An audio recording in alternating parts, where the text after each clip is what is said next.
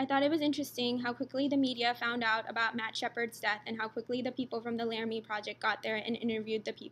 people from the town. I was also shocked at how honestly the people of the town responded to the theater company interviewers. One priority the townspeople have is to have a positive representation of Laramie in the play, as they want to ensure that it is portrayed that most of the people in the town are good people who wouldn't hurt someone based on their sexual orientation, the way Russell Henderson and Aaron McKinney did. Another priority the townspeople have is to make sure that their philosophy of live and let live is known, because many of the people in the town keep using that as a proponent to show how open-minded they were, when in reality most of them were homophobic.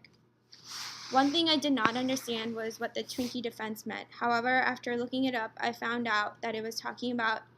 how a defense attorney for a murderer used the fact to explain why the murderer killed Harvey Milk and George Moscone, because he was eating Twinkies and other junk food that diminished his mental capacity. This explained what Zachy Salmon was saying about the defense and made it clear that Salmon was saying that it was wrong that the defense argued that McKinney only killed Matthew because Matthew made a pass at him, as this made it seem like it was okay for McKinney to kill Matthew. I believe Laramie is depicted as a town that is putting up a pretense of being open and accepting according to the live and let live motto. However, it is evident that most of the people are homophobic and choose to ignore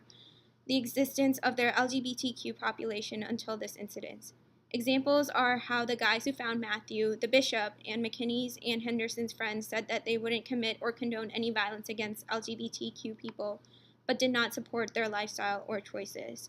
Another example is how one of the preachers came down and actually protested at Matthew's funeral, and saying how his funeral was saying how his death was being blown way out of proportion and only getting so much media attention because he was gay. Three ways in which the Laramie Project differed from Intimate Apparel was that there was an early point of attack, multiple locations, and many characters, unlike the Laramie Project, where while there were multiple locations, it wasn't as many as there are in the Laramie Project. And you knew what happened from the start in the Laramie Project, while in Intimate Apparel, you didn't find out what happened until the very end. And in